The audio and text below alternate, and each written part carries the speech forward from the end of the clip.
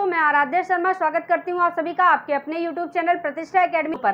तो चलिए भाई, आज की क्लास शुरू करते हैं। क्लास शुरू करने से पहले आप लोगों को बता दूं कि जितने भी लोग क्लास को देख रहे हैं वो सभी लोग क्लास को लाइक कर दें अगर क्लास अच्छी लगती है तो, ठीक है। एंड चैनल को सब्सक्राइब कर लें, बेल आइकन प्रेस करना बिल्कुल भी ना भूलें, जिससे कि आगे की क्लासेस का नोटिफिकेशन आप तक पहुँचता रहे, ठीक है। जब आप चैनल को सब्सक्राइब करेंगे और बेल आइकन टच करेंगे तभी आपको मेरी सारी क्लासेस का नोटिफिकेशन पहुंचेगा। ओके, तो चलिए भाई चलते हैं अपनी क्लास की ओर। तो आज का हमारा जो टॉपिक है, आज हमें पढ़ना है भारतीय संविधान, इंडियन कॉन्स्टिट्यूशन, जिसमें हमारा टॉपिक चल रहा था समितियां। हमने संविधान सभा की समितियों को पढ़ा था और समितियों में हमने सारी समितियों को कंप्लीट कर लिया था। सभी समितियों के अध्यक्ष हमने जान लिए थे, किस समिति के अध्यक्ष कौन है। आज का हमारा मेन जो टॉपिक है वो है प्रारूप समिति, क्योंकि हमने पिछले टर्म में जाना था कि सभी समितियों में सबसे मुख्य जो समिति थी ना वो प्रारूप समिति थी, ड्राफ्टिंग कमेटी। ये एक अलग से एक टॉपिक है, अपने आप में एक अलग मुद्दा है प्रारूप समिति, ठीक है। तो आज उसी प्रारूप समिति को हम पढ़ते हैं। चलिए हेडिंग डालिए, प्रारूप समिति। प्रारूप समिति,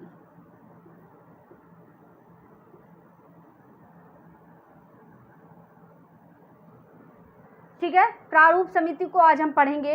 तो जान लीजिए, सबसे पहले तो ये जान लीजिए कि ये जो प्रारूप समिति है ना, इसके अध्यक्ष कौन थे। तो ये मैं पिछली क्लास में आप लोगों को बता चुकी हूँ।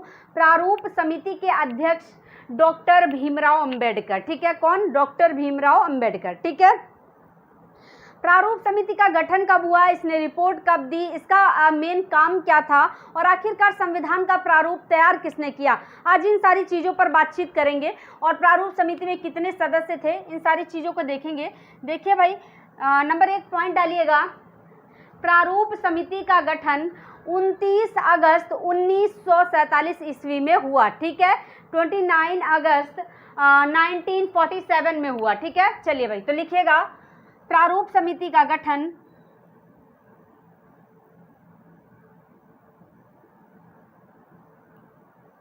का 29 अगस्त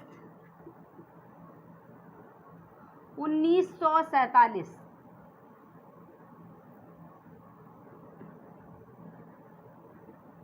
हुआ। आई बात समझ में? चलिए भाई, 29 अगस्त 1947 ईस्वी में प्रारूप समिति का गठन हुआ। ये जो प्रारूप समिति थी ना, ये सभी समितियों में सबसे मुख्य समिति थी। ये भी आप लिखेंगे, ठीक है। सबसे पहले तो ये लिख लीजिए, ये पॉइंट आपने लिखा, प्रारूप समिति का गठन 29 अगस्त 1947 ईस्वी में हुआ। अब लिखिएगा प्रारूप समिति ने रिपोर्ट कब दी। तो देखिएगा, प्रारूप समिति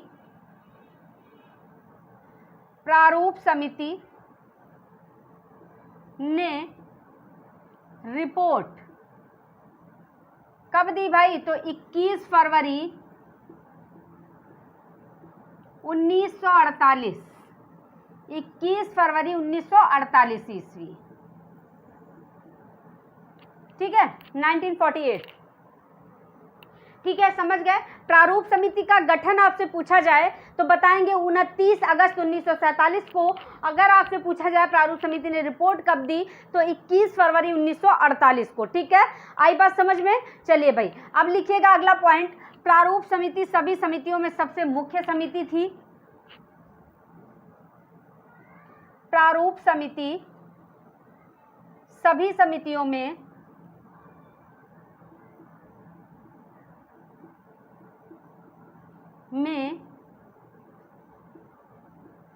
सबसे मुख्य समिति थी,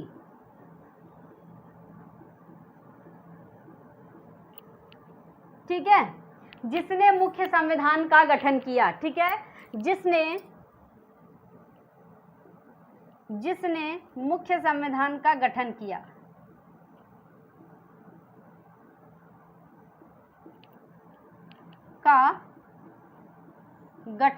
ठीक है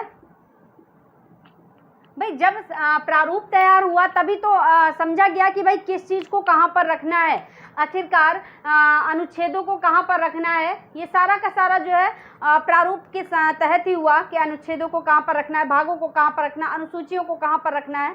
तो इस तरह से सारी की सारी चीज़ें जो हैं समितियों को किस जगह रखना है, सारा का सारा जब प्रारूप तैयार हुआ तभी तो हुआ। तो भाई प्रारूप समिति जो है ये सबसे मुख्य समिति थी, इसी ने मुख्य संविधान का निर्माण किया। ठीक है, आई बात समझ में। इसी वजह से जो है प्रारूप समिति के अध्यक्ष थे डॉक्टर भीमराव अंबेडकर, और इन्हें संविधान का जनक या पिता कहा जाता है। ठीक है, आई बात समझ में। लेखक पूछते हैं तो अलग है, प्रेम बिहारी नारायण रायजादा, लेकिन अगर जनक पूछा जाता, पिता पूछा जाता तो डॉक्टर भीमराव अंबेडकर। चलिए भाई नेक्स्ट लिखिएगा, प्रारूप समिति का कार्य। प्रारूप समिति का कार्य। अब भाई समिति बनी है तो कार्य भी तो समिति का आपको पता होना चाहिए कि भाई समिति का कार्य आखिरकार क्या था। ठीक है, तो भाई प्रारूप समिति का कार्य था संविधान की जांच करना और प्रारूप तैयार करना। ठीक है, संविधान का प्रारूप तैयार करना व जांच करना। ठीक है, तो लिखिएगा संविधान का प्रारूप तैयार करना व जांच करना। ठीक है, प्रारूप तैयार करना व जांच करना। अब ये बताइए कि भारतीय संविधान का प्रारूप तैयार किसने किया था। तो देखिए भाई ये आप लोगों को नहीं पता होता, बच्चे कंफ्यूज हो जाते हैं, क्योंकि प्रारूप समिति के अध्यक्ष डॉक्टर भीमराव अंबेडकर हैं। तो जब भी बात आती है कि प्रारूप किसने तैयार किया तो आप भीमराव अंबेडकर पर टिक कर देते हैं, लेकिन नहीं, वो सिर्फ अध्यक्ष थे। ठीक है, यहाँ पर प्रारूप BN राव ने तैयार किया था। किसने? BN राव ने। तो यहाँ लिखेंगे संविधान का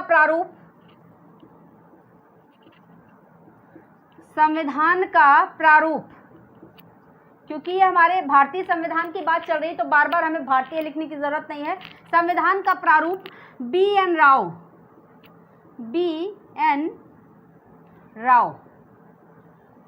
ने तैयार किया। ठीक है, BN राव द्वारा तैयार किया गया संविधान का प्रारूप। ठीक है, इसको आप स्पेशली याद रखेंगे क्योंकि आप कंफ्यूज हो जाते हैं डॉक्टर भीमराव अंबेडकर में और BN राव में। ठीक है, तो BN राव ने संविधान का प्रारूप तैयार किया था और अध्यक्ष कौन थे प्रारूप समिति के? डॉक्टर भीमराव अंबेडकर। BN राव का पूरा नाम बेनेगल नरसिंह राव। ठीक है, आई बात समझ में। देखिए ये जो व्यक्ति थे ना, ये संविधान सभा के संवैधानिक सलाहकार भी थे, मतलब कानूनी सलाहकार भी थे। ठीक है, ये सलाह देते थे भाई संविधान को किस तरह से लिखा जाए, कहाँ पर किन चीज़ों को रखा, लेकिन इन्होंने अपने इस काम का एक भी पैसा नहीं लिया था। ठीक है, एक भी पैसा नहीं लिया था इन्होंने। ठीक है, ये बात आप याद रखिएगा, फ्री ऑफ कॉस्ट काम किया था इन्होंने। चलिए भाई नेक्स्ट देखते हैं अगला पॉइंट। सभी लोगों ने पैसा लिया था पर इन्होंने नहीं लिया था, BN राव ने। ठीक है, चलिए नेक्स्ट देखते हैं। अब प्रारूप समिति में सदस्य कितने थे? तो प्रारूप समिति में 7 सदस्य थे। ठीक है, कितने? 7 सदस्य थे। तो यहाँ पर लिखिएगा प्रारूप समिति में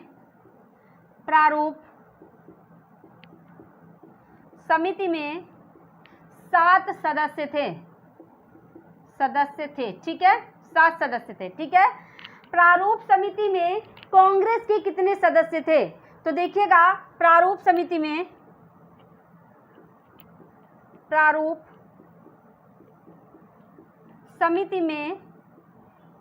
के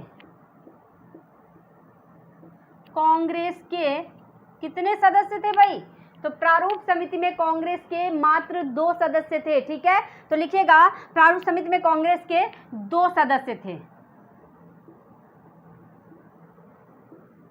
ठीक है, 2 सदस्य थे। अब ये कौन कौन से थे? आपके मन में ये विचार आ रहा होगा कि मैम ने ये तो बता दिया कि 2 सदस्य थे, बट ये थे कौन कौन से सदस्य? तो लिखिए भाई, जो भी विचार मन में आए उसको क्लियर कर लेना चाहिए, मन में नहीं रखना चाहिए। मन की बात कह देनी चाहिए, मन में नहीं रखनी चाहिए। तो देखिए भाई, एक तो लिखिएगा TT कृष्णमाचारी,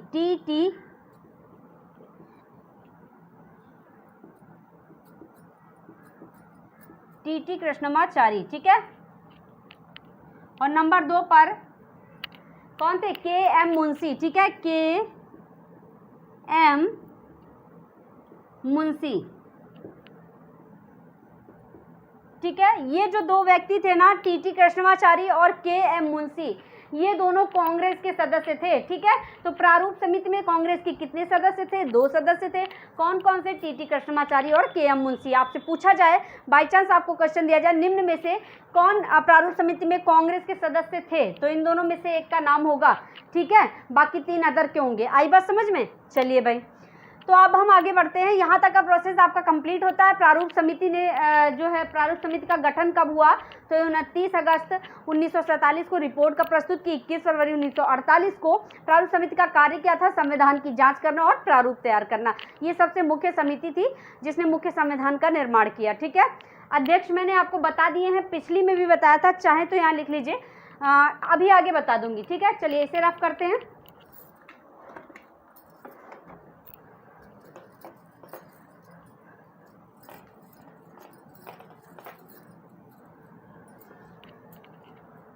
अब हम आ जाएंगे अपनी ट्रिकी पोर्शन पर, क्योंकि आज हमें अपना ट्रिकी पोर्शन देखना है।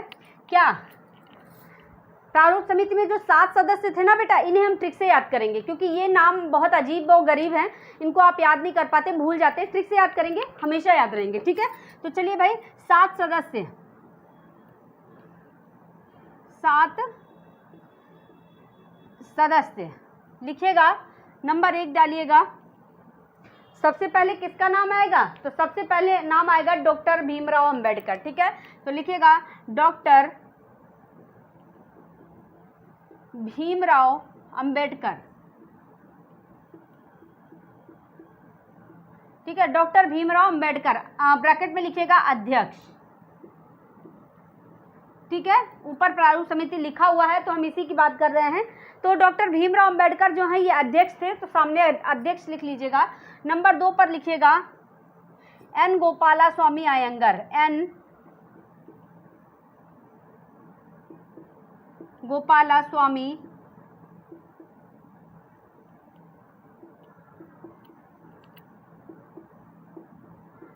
अयंगर। ठीक है, N गोपालास्वामी अयंगर। देखिए, पहले मैं नाम लिख दूं, उसके बाद ट्रिक बता दूंगी, याद हो जाएगा, आराम से याद करवा दूंगी। ठीक है, नंबर 3 पर अल्लादी कृष्ण स्वामी अय्यर। कौन?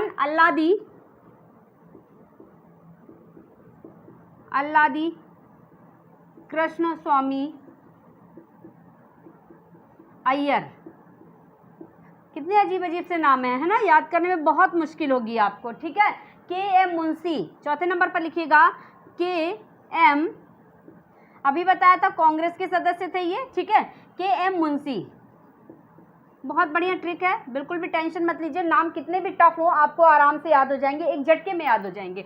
चलिए, 5वें नंबर पर सैयद मोहम्मद सादुल्लाह। सैयद मोहम्मद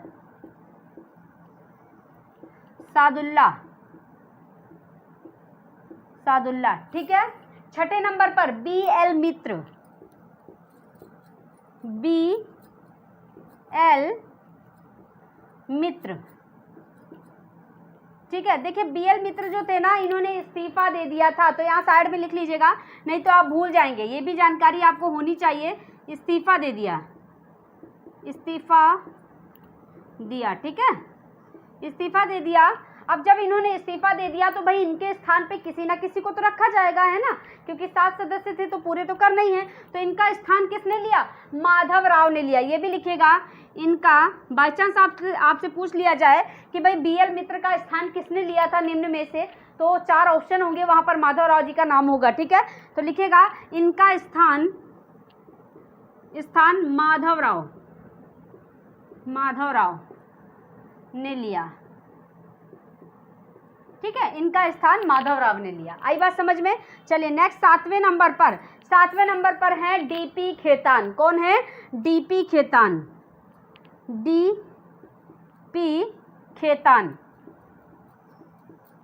DP खेतान।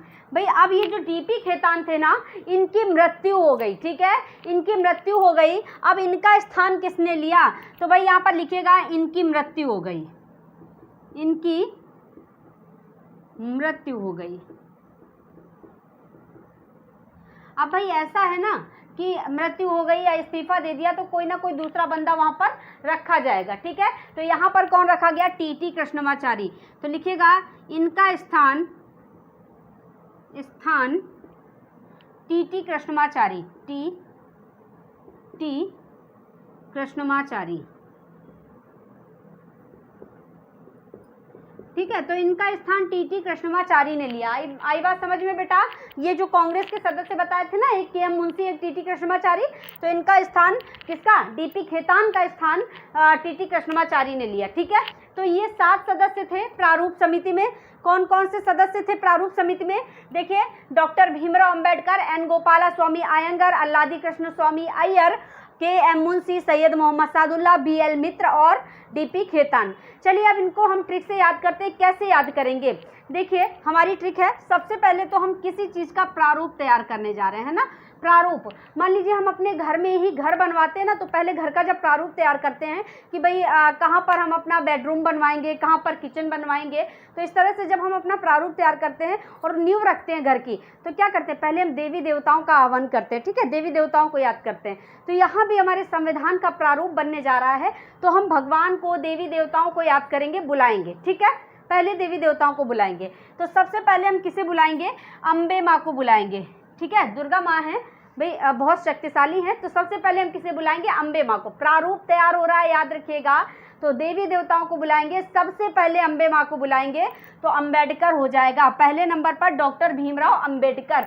देखिए, अम्बे को बुलाएंगे और अम्बे जो है केवल अंबेडकर जी के नाम में लगा हुआ है, अंबेडकर। ठीक है, याद हो जाएगा ना। चलिए नेक्स्ट है, उसके बाद हम किसे बुलाएंगे? उसके बाद हम बुलाएंगे गोपाल जी को, गोपाल भगवान को बुलाएंगे। भाई वो भी तो कितने महान हैं। ठीक है, तो गोपाल जी को बुलाएंगे। गोपाल से हो जाएगा एन गोपाला स्वामी अयंगर। आ गई बात समझ में? गोपाल गोपाला बात तो एक ही है ना। चलिए नेक्स्ट, उसके बाद अब भाई गोपाल कहने पर नहीं आएंगे, तो हम कृष्ण कृष्ण कह के बुलाएंगे। ठीक है, तो कृष्ण स्वामी अय्यर। ठीक है, अल्लादी कृष्ण स्वामी अय्यर। अल्लाह को भी बुला लेंगे और कृष्ण को भी बुला लेंगे, क्योंकि हमारे भारत में, हमारे भारतीय संविधान में सभी धर्मों को मान्यता है। ठीक है, तो अल्लाह को बुलाएंगे, अल्लादी, अल्लाह से अल्लादी हो जाएगा, कृष्ण से कृष्ण स्वामी हो जाएगा। ठीक है, आई बात समझ में?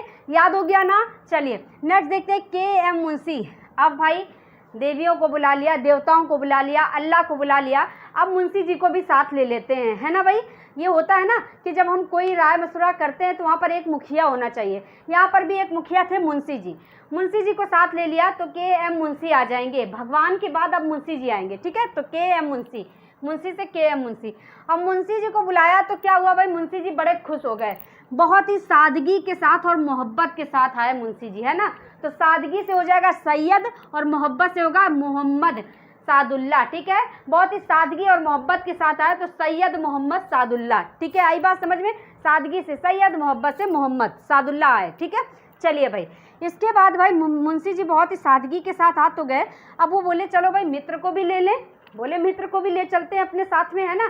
तो मित्र को लिया तो बी.एल. मित्र हो जाएगा। मित्र से बी.एल. मित्र, केवल इन्हीं के नाम में मित्र लगा हुआ है। ठीक है, आई बात समझ में? मुंशी जी सादगी से आए, मित्र को ले आए साथ में। ठीक है, चलिए अब मित्र का तो मन नहीं था भाई आने का, जबरदस्ती मुंशी जी ले आए। तो मित्र ने क्या काम किया? मित्र ने इस्तीफा दे दिया, तुरंत इस्तीफा दे दिया। ठीक है, मुंशी जी को आया गुस्सा कि भाई तुमने इस्तीफा कैसे दे दिया। मुंशी जी ने अगले ही बार तान के दिया, खेतान। ठीक है, दे तान। ठीक है, खेतान से खेतान हम बना लेंगे। ठीक है, तान के दिया मुंशी जी ने तो खेतान हो गया। अब इनकी तो मृत्यु हो गई, इतनी जोर तान के दे दिया कि इनकी हो गई मृत्यु। ठीक है, तो मृत्यु हो गई, इनका स्थान टी कृष्णमाचारी ने ले लिया। ठीक है भाई, मित्र आया, मित्र ने इस्तीफा दे दिया क्योंकि उसका मन नहीं था। तो याद रहेगा किसने इस्तीफा दिया था? बी.एल. मित्र ने। ठीक है, तान के दिया तो खेतान हो जाएगा। अब उनकी तो मृत्यु हो गई थी, तो मृत्यु किसकी हुई थी? खेतान की, डी.पी. खेतान की। ठीक है, याद हो जाएगा ना। तो इस तरह से आप इसको 7 सदस्यों को आराम से याद कर सकते हैं, कोई मुश्किल नहीं। मेरे ख्याल से आपको अभी याद हो गया होगा, है। चलिए भाई चलते हैं, फिर मिलेंगे अगली क्लास में। तब तक के लिए इतना ही। सभी को टाटा, बाय बाय, नमस्कार।